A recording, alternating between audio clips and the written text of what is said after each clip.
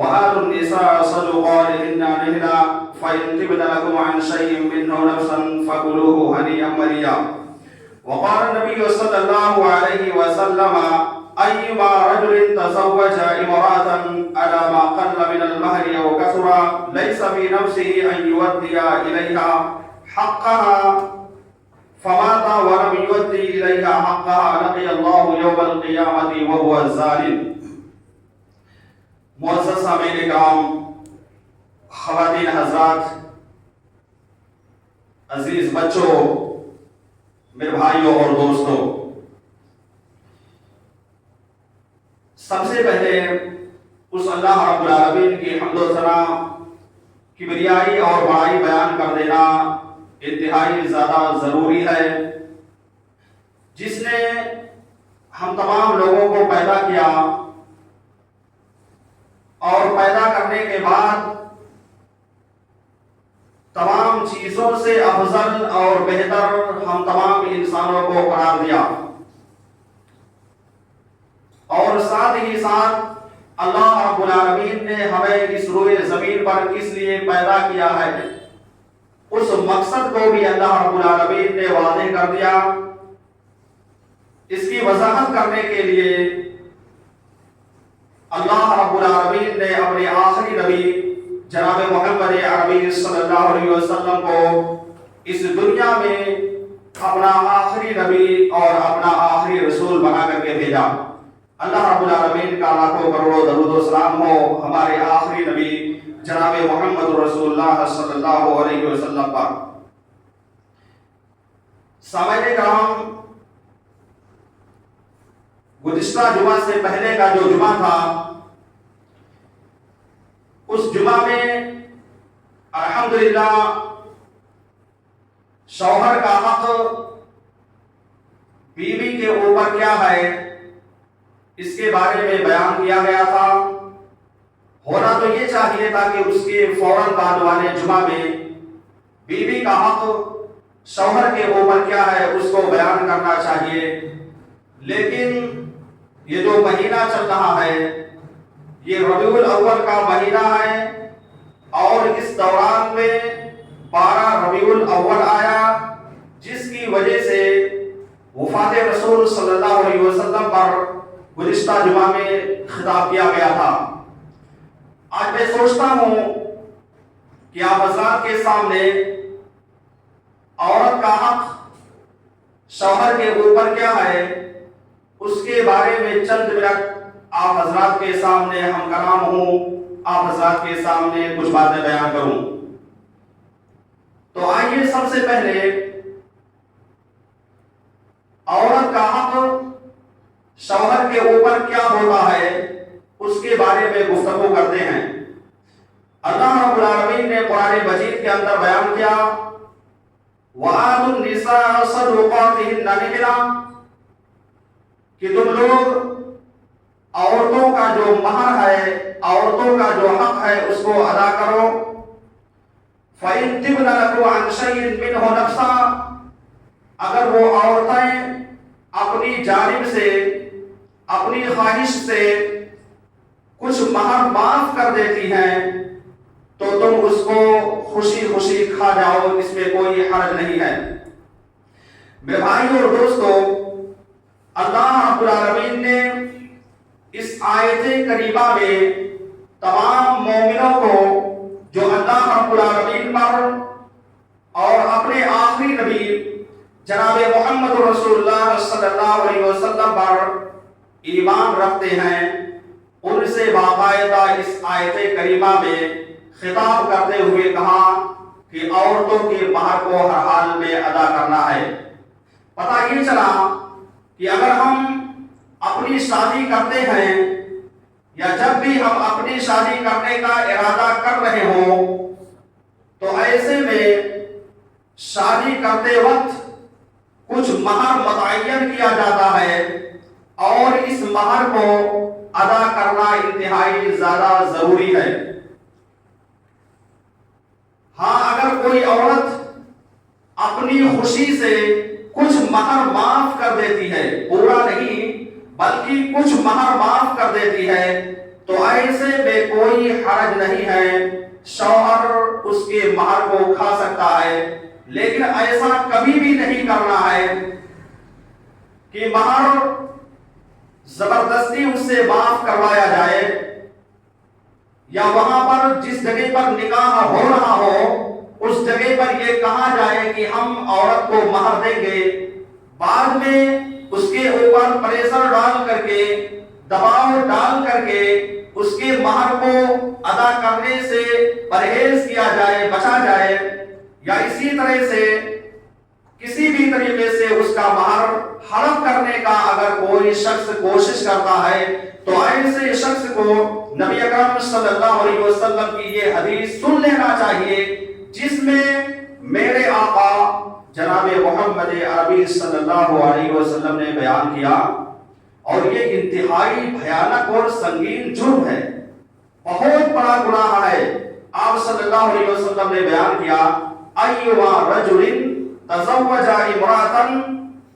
على ما قل من المہر او کثر، کہ جس بھی شخص نے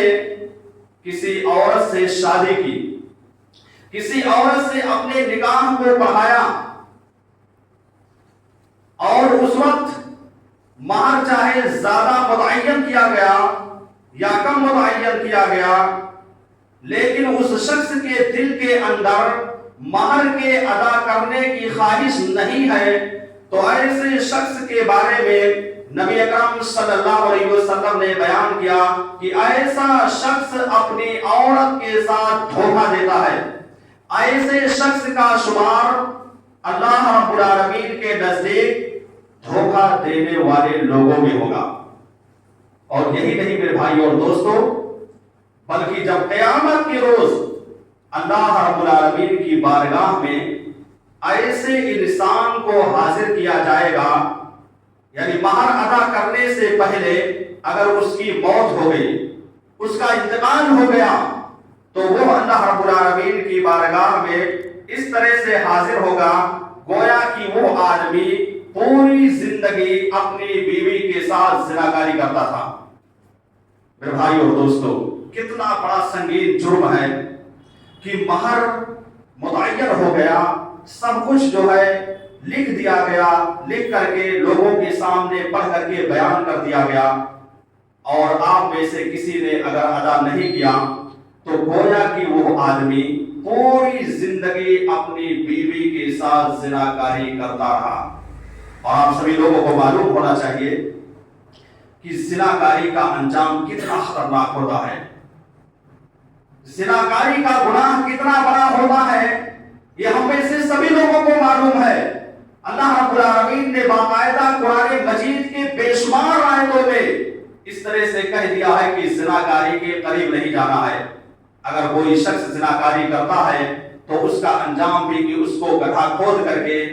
اور اس کے کمر تک گڈھا کھودا جائے گا، پھر اس میں ڈال کر کے پتھر مار مار کر کے سنسار کر دیا جائے گا۔ یہ جرم ہے۔ آج میں ان سے سوال کرنا چاہتا ہوں، ایسے لوگوں سے جو اپنی شادی کرتے ہیں اور شادی کرنے کے وقت باقاعدہ مہر کو متعین کر دیا جاتا ہے، اپنی زبان سے یہ وعدہ کرتے ہیں، یہ کہتے ہیں کہ میں اس مہر کو ادا کروں گا، لیکن بعد میں ادا نہیں کرتے ہیں۔ ایسا کیوں کرتے ہیں؟ ایسا اس لیے کرتے ہیں کہ جب نکاح پڑھانے کے لیے لوگ اکٹھا ہوتے ہیں اور اس جگہ پر زیادہ سے زیادہ لکھانے کی کوشش کرتے ہیں، زیادہ سے زیادہ مہر وہاں پر متعین کرتے ہیں، باقاعدہ لکھواتے ہیں۔ کیوں؟ اس لیے کہ ریاکاری کرنا ہے، دکھانا ہے، تاکہ لوگ کہیں کہ فلاں صاحب کی شادی ہوئی، انہوں نے اپنی بیوی کو 4 لاکھ 5 لاکھ 2 لاکھ 1 لاکھ روپیہ دیا،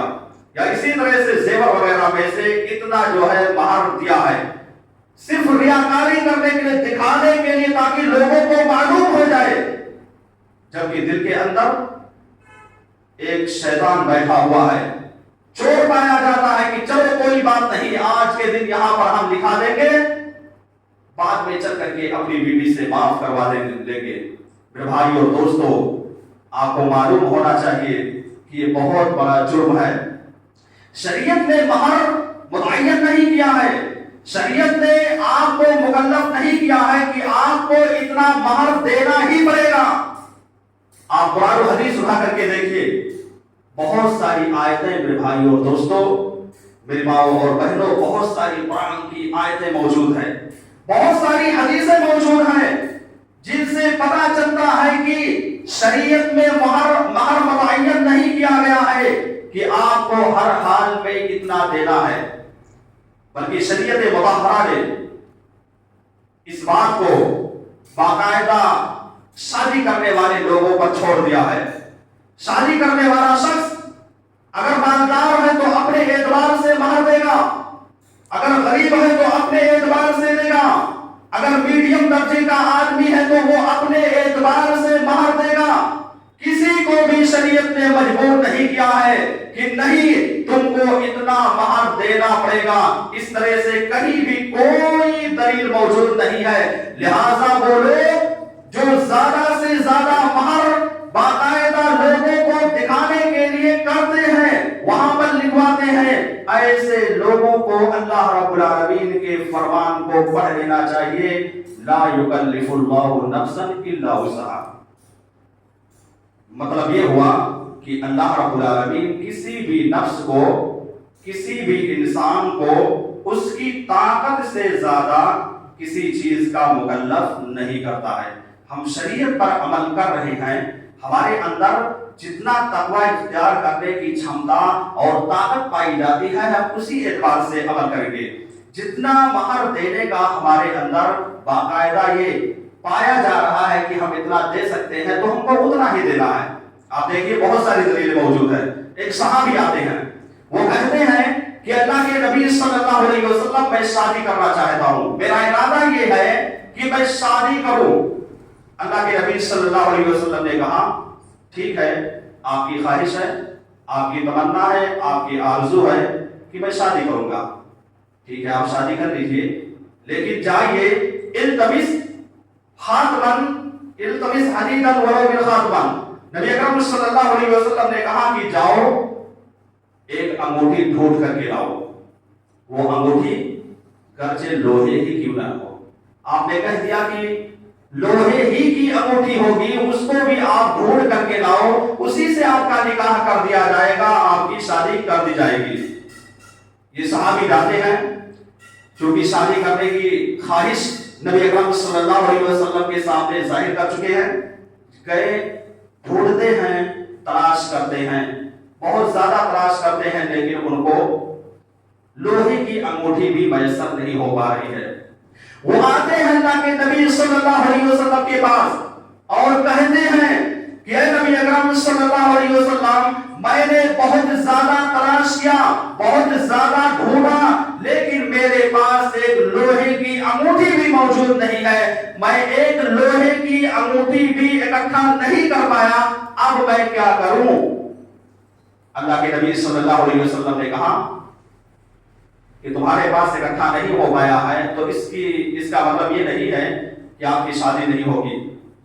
आपने कहा कि क्या तुम्हें कुरान मजीद की कोई सूरत याद है,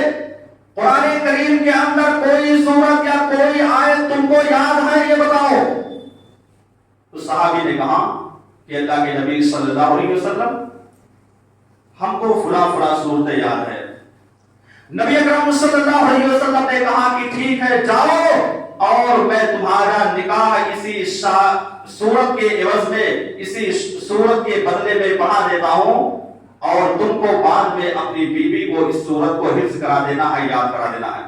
क्या पता चला? पता ये चला कि शरीयत के अंदर इंतहाई ज्यादा आसानी है। अगर आपके पास इतना ज्यादा धन दौलत मौजूद नहीं है जो ज्यादा से ज्यादा महर आप अपनी बीवी के सामने पेश करें, तो शरीयत ने कहा है कि आपके पास ये फला फला जो है स्टफ है, इस तरह से आप इकट्ठा करके अपनी बीवी को हक़ महर के तौर पर देना पड़ेगा। कोई जरूरी नहीं है कि आप ज्यादा से ज्यादा हक़ महर अपनी बीवी को दें।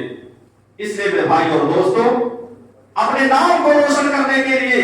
अपने मकाम मर्तबे को बढ़ाने के लिए ऐसा मत कीजिए कि जब शादी का मौका आए लोग इकट्ठा हो, जमा हो, आलिम दीन निकाह पढ़ाने के लिए वहां पर मौजूद हो, और इसी तरह से गांव के लोग, समाज के लोग, मुआशरे के लोग मौजूद हों, आप अपने नाम को रोशन करने के लिए वहां पर ज्यादा से ज्यादा महर अदा करें, ज्यादा से ज्यादा महर बाकायदा लिखवा दे, और आगे चल करके आप उस महर को अदा ना कर सकें, ऐसा बिल्कुल नहीं करना है। अगर नहीं अदा कर सकते हैं तो जो हदीस मैंने आपके सामने पेश की है कि अगर इसी हालत में आपकी मौत हो गई, आपने महर को अदा नहीं किया, तो ऐसा आपके बारे में गुमान किया जाएगा, ऐसा आपको कहा जाएगा इस हदीस मुबारका के मुताबिक कि आप अपनी बीवी के साथ जिना करते थे। मेरे भाई और दोस्तों, ये संगीन जुर्म है, इसलिए इस तरह के जुर्म से बचने की हमें और आपको कोशिश करना है। कम ही महर दीजिए, लेकिन उसको बर वक्त अपनी बीवी के हवाले कर दीजिए। इसी तरह से आप देखिए अली रज़ियल्लाहु ताला अन्हु जो कि खलीफा है, 14 नंबर के खलीफा है, नबी सल्लल्लाहु अलैहि वसल्लम के दामाद, ये आते हैं अल्लाह के नबी सल्लल्लाहु अलैहि वसल्लम के पास, और फातिमा रज़ियल्लाहु ताला अन्हा जो कि नबी अकरम सल्लल्लाहु अलैहि वसल्लम की लफ्ते जिगर, नूरे नजर, आखिरी बेटी, सबसे छोटी बेटी, इनसे निकाह करने की ख्वाहिश और तमन्ना जाहिर करते हैं। ये अली आते हैं और कहते हैं कि अल्लाह के नबी, मैं आपकी छोटी बेटी फातिमा रज़ियल्लाहु ताला अन्हा से निकाह करना चाहता हूँ, मेरी ख्वाहिश है कि मैं आपका दामाद बन जाऊं, आपकी बेटी से शादी कर लूं। ये किसने कहा? ये अली रज़ियल्लाहु ताला अन्हु ने डायरेक्ट आकर के अल्लाह के नबी के सामने कहा। नबी अकरम सल्लल्लाहु अलैहि वसल्लम ने कहा कि अली, क्या तुम्हारे पास कुछ मौजूद है? उन्होंने कहा कि अल्लाह के नबी सल्लल्लाहु अलैहि वसल्लम, मेरे पास कोई चीज मौजूद नहीं है। नबी अकरम सल्लल्लाहु अलैहि वसल्लम ने कहा कि वो हतमी ज़िना जो तुम्हारे पास मैंने देखा था, क्या वो ज़िना तुम्हारे पास बर वक्त मौजूद है? अली रज़ियल्लाहु ताला अन्हु ने कहा, हाँ अल्लाह के नबी सल्लल्लाहु अलैहि वसल्लम, वो मेरे पास मौजूद है।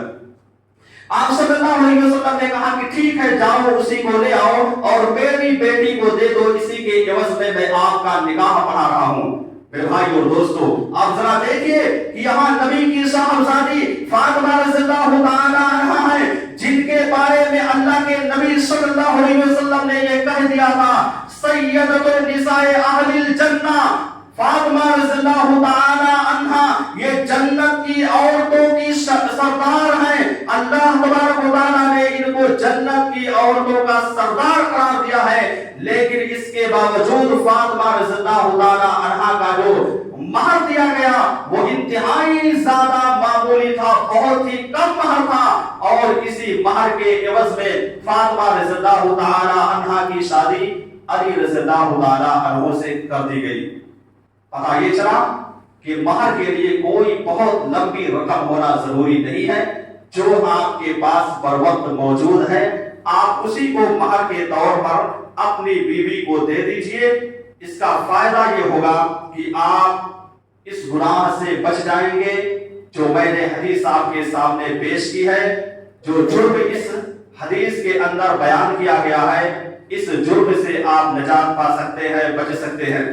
इसी तरह से पूरी लंबी जो है सीरत नबी करीम सल्लल्लाहु अलैहि वसल्लम की मौजूद है। आप सल्लल्लाहु अलैहि वसल्लम ने जितनी शादियां की हैं बिल्कुल मामूली महर के अंदर शादी की है। इसी तरह से सहाबे किराम को देखेंगे, अब्दुल रहमान बिन औफ को देखेंगे, या इसके अलावा और भी बहुत सारे सहाबे किराम मौजूद हैं जिन्होंने मामूली महर के साथ अपनी शादी की है। इसलिए मेरे भाई और दोस्तों, इसको याद रखना इंतहाई ज्यादा जरूरी है। तो ये औरत का पहला हक था शौहर के ऊपर, जिसे अदा करना इंतहाई ज्यादा जरूरी है। इसी तरह से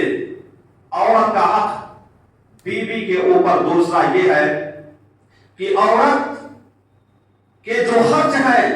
औरत को जो जरूरत पड़ सकती है, शौहर के ऊपर ये वाजिब है कि उस जरूरत को पूरा करे। शौहर शादी करने के बाद अपनी बीवी के खाने पीने का इंतजाम करे, अपनी बीवी के पहनने का इंतजाम करे, अपनी बीवी के घर का इंतजाम करे, जिस घर में उसको रखना है उसका भी इंतजाम करना یہ شوہر کے اوپر واجب ہو جاتا ہے۔ یہ دوسرا حق ہے جو نبی اکرم صلی اللہ علیہ وسلم نے بیان کیا کہ ہر حال میں عورت کے اس حق کو شوہر کے اوپر واجب ہے کہ وہ پورا کرے۔ صحیح مسلم کی روایت ہے، اللہ کے نبی صلی اللہ علیہ وسلم نے بیان کیا وَلَهُنَّ عَلَيْكُمْ رِزْقُهُنَّ وَكِسْوَتُهُنَّ بِالْمَعْرُوفِ کہ تمہارے اوپر یہ حق ہے، یہ واجب ہے کہ عورتوں کا جو حق ہے اس کو پورا کرو، ان کے رزق کا، ان کے کھانے پینے کا انتظام کرو۔ یہ اللہ کے نبی صلی اللہ علیہ وسلم نے صحیح مسلم کی حدیث میں بیان کر دیا۔ پتہ یہ چلا کہ شادی کرنے کے بعد ہمارے اوپر یہ ذمہ داری بن جاتی ہے کہ ہم خود اپنی بیوی کے خرچ کا انتظام کریں، اپنے بال بچوں کا انتظام کریں۔ ایسا نہ ہو کہ ہم اپنے ماں باپ کے سہارے اپنی شادی کر لیں اور بیچ میں خدا نخواستہ آپ کے والدین آپ کا ساتھ چھوڑ دیں یا آپ کی بیوی آپ کے والدین کا ساتھ چھوڑوا دے، جیسا کہ عام طور سے ہوتا ہے۔ شادی ہونے کے بعد بہت ساری عورتیں ایسی ہوتی ہیں جو والدین کے ساتھ کو چھوڑوا دیتی ہیں، ان کے ساتھ رہنا ہی نہیں چاہتی ہے۔ بہرحال کسی بھی طریقے کی دقت اور پریشانی آ جائے تو ایسے میں آپ اپنی بیوی کے حق کو پورا نہیں کر سکتے ہیں، اور جب آپ اپنے بیوی کے حق کو نہیں پورا کریں گے تو شریعت کی روشنی میں آپ گنہگار ہوں گے۔ یہ اللہ کے نبی صلی اللہ علیہ وسلم نے بیان کر دیا ہے۔ اسی طرح سے نبی اکرم صلی اللہ علیہ وسلم نے ایک حدیث میں بیان کیا ان تطعمها اذا طعمت، جب تم کھاؤ تو اپنی بیوی کو بھی کھلاؤ۔ کیا مطلب یہ ہے کہ جو چیز آپ کھا رہے ہو اسی چیز کو اپنی بیوی کو کھلانا ہے۔ ایسا نہ ہو کہ آپ کسی ہوٹل پر جا کر کے بریانی مندی یا اس کے علاوہ جو بھی کھانا ہو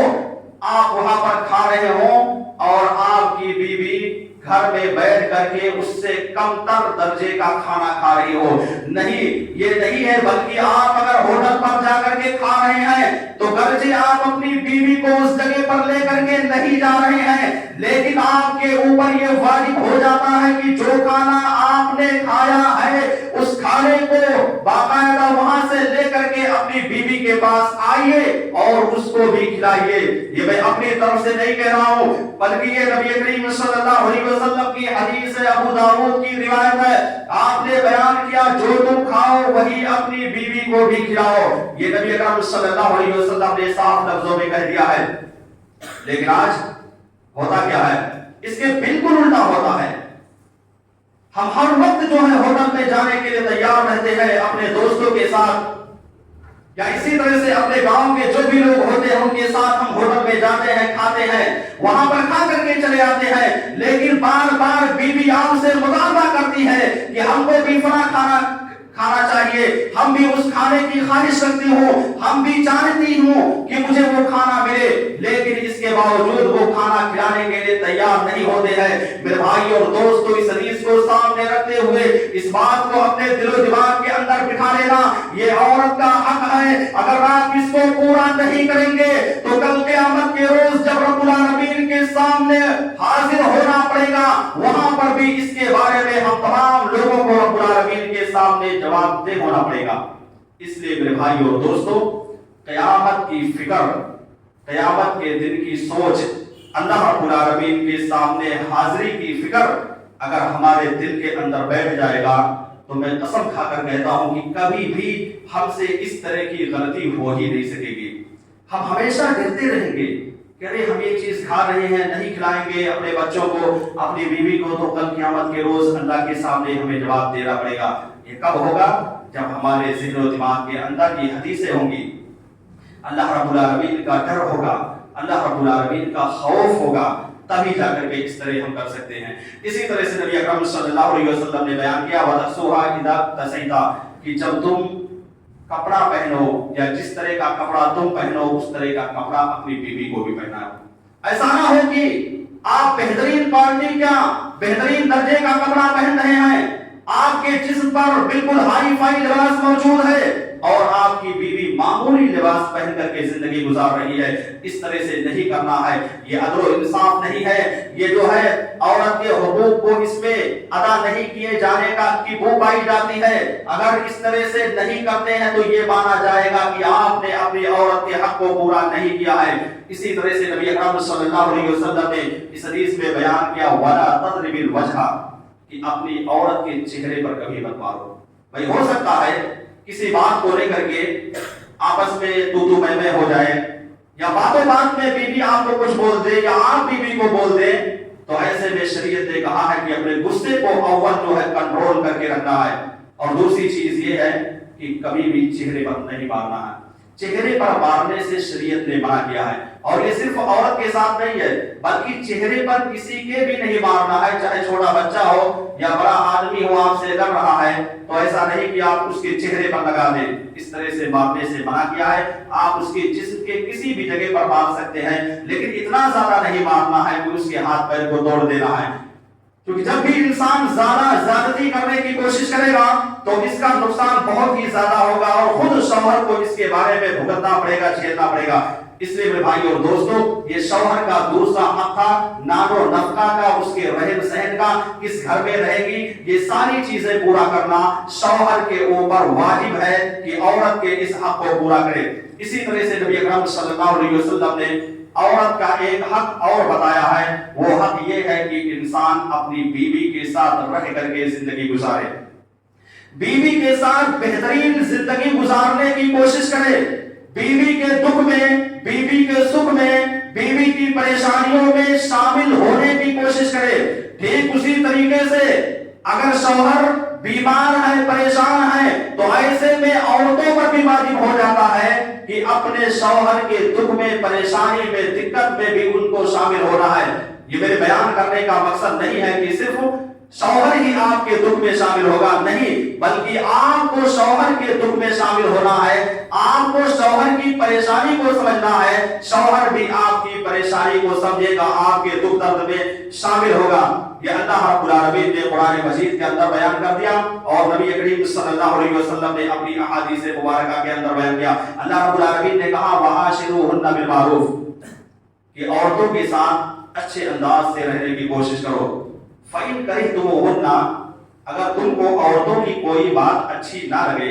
عورتوں کی کوئی بات تم کو اگر پسند نہیں آتی ہے, فَعَسَىٰ أَن تَكْرَهُوا شَيْئًا تو گرچہ آپ اس کی کسی چیز کو, کسی بات کو نہیں پسند کرتے ہیں, ہو سکتا ہے اس میں اللہ رب العالمین نے خیر ہی رکھ دی ہو. تو یہ اللہ رب العالمین کا فرمان ہے. کبھی کبھار ہوتا کیا ہے کہ عورتوں کے کسی بات پر ہمیں سے کوئی بھی ناراض ہو جاتے ہیں, یا کوئی ادا, کوئی عادت اس کی ایسی پائی جاتی ہے جو انسان کو برا لگ جاتی ہے, شوہر کو برا لگ جاتی ہے. تو ایسے میں اللہ رب العالمین کا یہ فرمان ہے کہ اس کو برا نہیں جاننا چاہیے بلکہ یہ سوچنا چاہیے کہ یہ کمی اگر میری بیوی کے اندر پائی جاتی ہے تو ہو سکتا ہے کہ اس کے اندر اللہ رب العالمین نے کوئی بھلائی, کوئی اچھائی رکھی ہو اور اس بھلائی کا ثمرہ, اس اچھائی کا ثمرہ ہمیں ملنے والا ہے. اس لیے ان سارے حقوق کو پورا کرنا شوہر کی ذمہ داری ہے. ہر حال میں شوہر کے اوپر یہ واجب ہو جاتا ہے کہ یہ سارا حق ادا کرے, پورا کرے. میرے بھائی اور دوستو, یقیناً جس بھی انسان کو,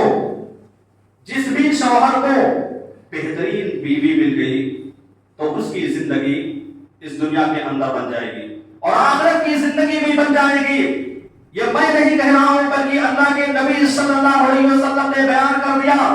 نبی اکرم صلی اللہ علیہ وسلم نے کہا خیر متاع دنیا المرأۃ الصالحہ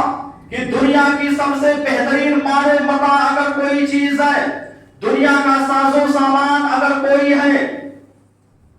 تو وہ بہترین عورت ہے, بہترین بیوی ہے. پتہ یہ چلا کہ ساری چیزوں کو ایک جگہ پر رکھ دیا جائے, ساری چیزوں کو دنیا کے اندر جتنی بھی چیزیں پائی جاتی ہے, چاہے وہ جتنا عمدہ اور بہتر کیوں نہ ہو, اور ایک طرف نیک اور صالح بیوی کو رکھ دیا جائے. وہ بیوی جو ہمیشہ اپنے شوہر کی اطاعت و فرما برداری کرتی ہے, وہ بیوی جو ہمیشہ پانچوں وقت کی نماز پابندی کے ساتھ پڑھتی ہے, وہ بیوی اگر پریشانی میں رہتی ہے تب بھی اللہ رب العالمین کا شکر ادا کرتی کرتی ہے، اپنے شوہر کا شکر ادا کرتی ہے، یا اسی طرح سے اگر اس بیوی کے اوپر کوئی پریشانی لاحق ہو جاتی ہے، کسی بیماری کے اندر مبتلا ہو جاتی ہے، تب بھی وہ میرے بھائی اور دوستو ہر حال میں اللہ رب العالمین کا اور اپنے شوہر کا شکر ادا کرتی ہے، تو یقیناً وہ عورت دنیا کی سب سے بہترین مال و متاع ہے، دنیا کا سب سے بہترین سامان ہے۔ یہ نبی اکرم صلی اللہ علیہ وسلم نے باقاعدہ اس حدیث مبارک کے اندر بیان کر دیا۔ اس لیے میرے بھائی اور دوستو اس کو ہمیں سمجھنا چاہیے اور ایسی عورت کے بارے میں باقاعدہ دعا بھی کرتے رہنا چاہیے، اللہ رب العالمین سے بار بار کہنا چاہیے کہ اللہ تو ہمیں بہترین بیوی سے نواز۔ جس طرح آپ اللہ رب العالمین سے دعا کریں گے، اللہ رب العالمین آپ کی دعا کو سن کر کے ویسی ہی بیوی عطا کرے گا۔ میرے بھائی اور دوستو، قبل اس کے کہ میں تھوڑا آگے بڑھوں، اس سے پہلے جمعہ کے آداب کے تعلق سے کچھ باتیں آپ کو بتا دینا چاہتا ہوں۔ آپ سبھی لوگوں کو معلوم ہے، آپ لوگ برابر مسجد میں آتے ہیں، بیان بھی کیا جاتا ہے کہ جمعہ کے دن کی بہت ہی زیادہ فضیلت ہے، اس میں کوئی شک نہیں ہے۔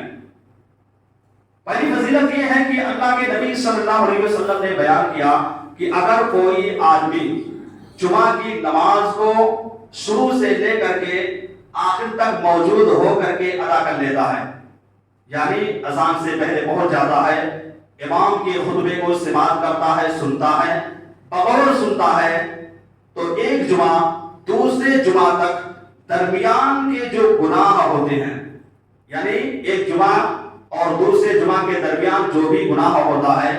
صغیرہ گناہ، وہ ان سارے گناہوں کے لیے کفارہ بن جاتا ہے، وہ سارے گناہ معاف ہو جاتے ہیں۔ لیکن کب ہوگا؟ اس وقت ہوگا جب ہم اذان سے پہلے مسجد میں پہنچنے کی کوشش کریں گے۔ اذان سے پہلے جب مسجد میں ہم پہنچیں گے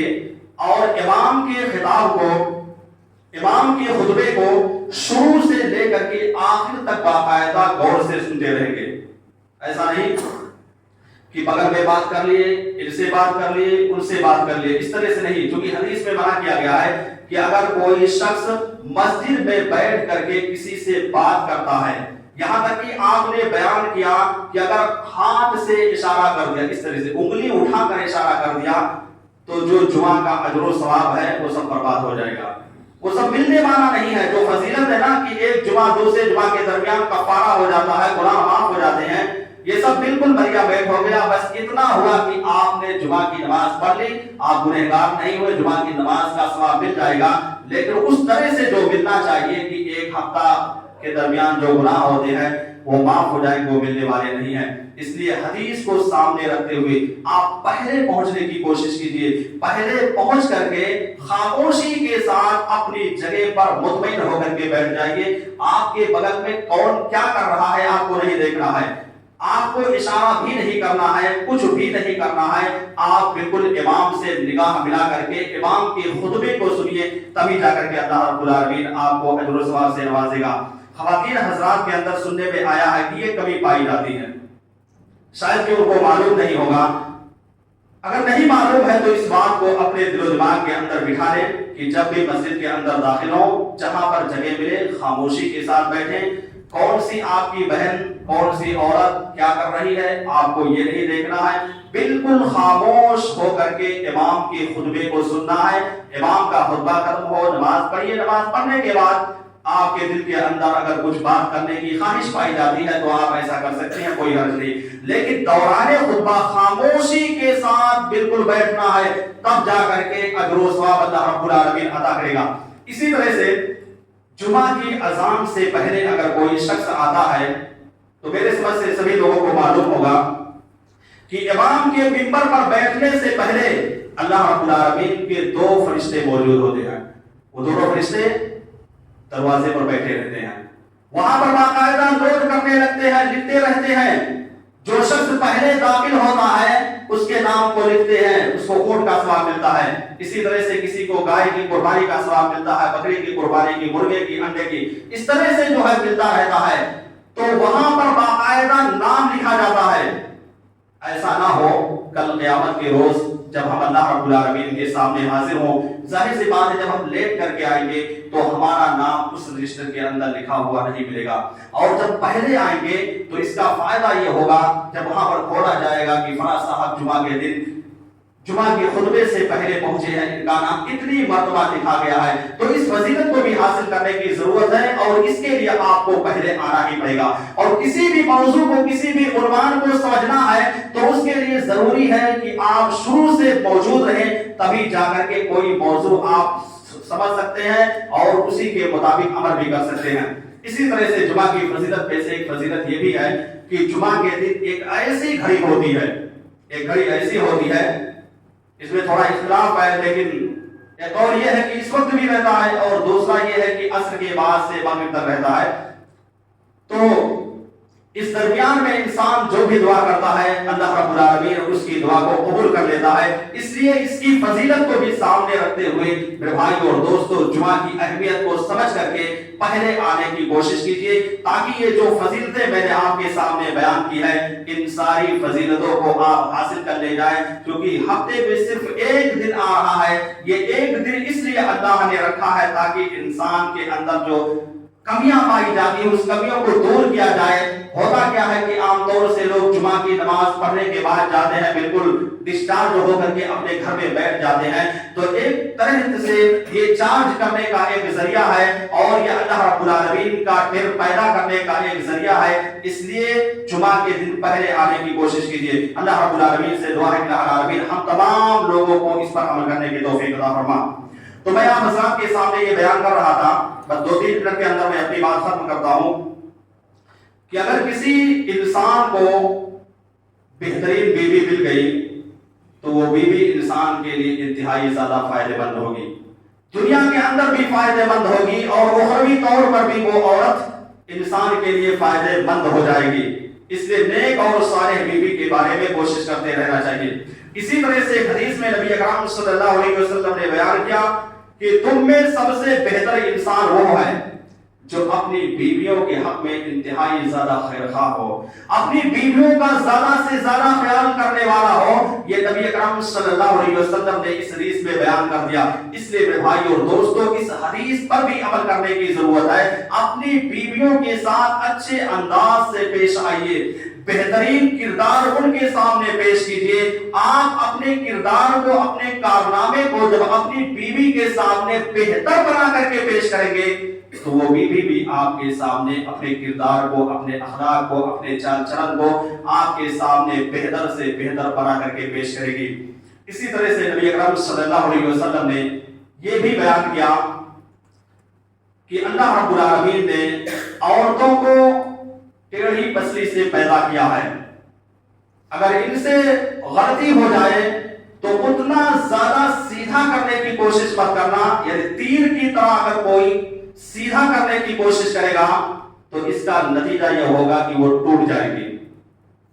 اس کا مطلب یہ نہیں ہوا کہ آپ کو سیدھا نہیں کرنا ہے، آپ کو سیدھا کرنا ہے، سمجھانا ہے، بجھانا ہے، ہر طریقے سے ان کو بات بتانے کی کوشش کرنا ہے تاکہ آپ کی بات مان جائے اور وہ سیدھی ہو جائے۔ اگر بگڑی ہوئی ہے، سیدھے راستے سے بھٹکی ہوئی ہے، اگر وہ نماز نہیں پڑھتی ہے تو آپ بہترین انداز بنا کر کے، اچھے لب و لہجے میں اچھے اخلاق کو پیش کر کے آپ خود نمازی بن کر کے اس کو دعوت دیجیے، وہ عورت آپ کی بات کو ماننے کے لیے تیار ہو جائے گی۔ لیکن اگر آپ بے نمازی ہوں گے، آپ نماز نہیں پڑھیں گے، تو پہلی بات آپ کا یہ حق ہی نہیں بنتا ہے کہ آپ اپنی بیوی کو نماز پڑھنے کے لیے کہیں۔ بھائی جب ہم نماز پڑھیں گے تبھی تو ہمارا یہ حق بنے گا کہ میں آپ لوگوں کے سامنے اس بات کو رکھوں کہ نماز قائم کیجیے۔ اگر میں ہی بے نمازی ہو جاؤں یا گھر کا باپ ہی بے نمازی ہو جائے تو وہ بچوں کو کیسے تعلیم دے سکتا ہے؟ بچوں کو وہ کیسے کہہ سکتا ہے کہ بیٹا نماز پڑھنا ہے، جائیے ظہر کی نماز کا وقت ہو گیا، عصر کی نماز کا وقت ہو گیا؟ نہیں، بالکل نہیں کہہ سکتا ہے۔ اس لیے سب سے پہلے اپنے آپ کو بہتر سے بہتر بنانے کی ضرورت ہے۔ جب اپنے آپ کو بہتر بنائیں گے تبھی جا کر کے آپ کے جتنے بھی رعایا ہیں، جو بھی آپ کی نگرانی میں چل رہے ہیں، وہ سب سیدھے راستے پر آ جائیں گے۔ اسی طرح سے نبی اکرم صلی اللہ علیہ وسلم نے عورت کے بارے میں حدیث میں بیان کیا کہ کسی بھی عورت کے لیے یہ جائز اور درست نہیں ہے کہ اگر اس کا شوہر گھر کے اندر موجود ہو تو وہ نفلی روزے رکھے، گویا کہ نفلی روزے اگر رکھنا چاہتی ہے تو سب سے پہلے اپنے شوہر کی اجازت لینا ضروری ہے. اگر شوہر نے انکار کر دیا تو ایسے میں روزہ نہیں رکھ سکتی ہے. لیکن فرض روزے ہے وہ تو بغیر پوچھے پاچھے اس کو رکھنا ہے، ہر حال میں کوئی شک و شبہ نہیں ہے. لیکن نفلی روزے کے لیے ضروری ہے کہ اپنے شوہر سے اجازت لے. اگر ایسا شریعت نے کیوں کہا؟ اس لیے کہ ایک انسان دور دراز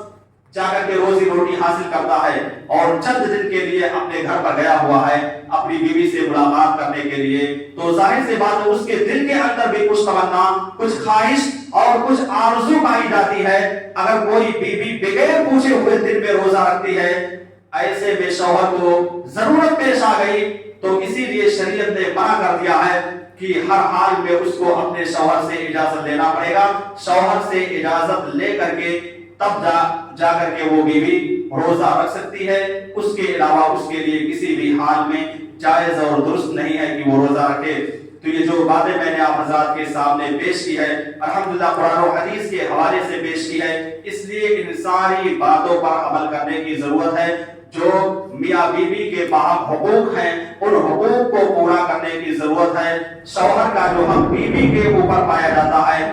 اس حق کو بیوی کے اوپر یہ واجب ہو جاتا ہے کہ پورا کرے، اور بیوی کا جو حق شوہر کے اوپر ہے اس کے اوپر بھی واجب ہو جاتا ہے کہ اس حق کو پورا کرے. اللہ رب العالمین سے دعا ہے کہ الہ العالمین ہم تمام لوگوں کو ان باتوں پر عمل کرنے کی توفیق عطا فرما. الہ العالمین تو ہمیں میاں بیوی کے حقوق کو سمجھنے کی توفیق عطا فرما. الہ العالمین تو ہمیں زیادہ سے زیادہ اللہ تبارک و تعالیٰ کا تقوی اور اسی طرح سے پرہیزگاری اختیار کرنے کی توفیق عطا فرما. آمین. وآخر دعوانا الحمدللہ رب العالمین.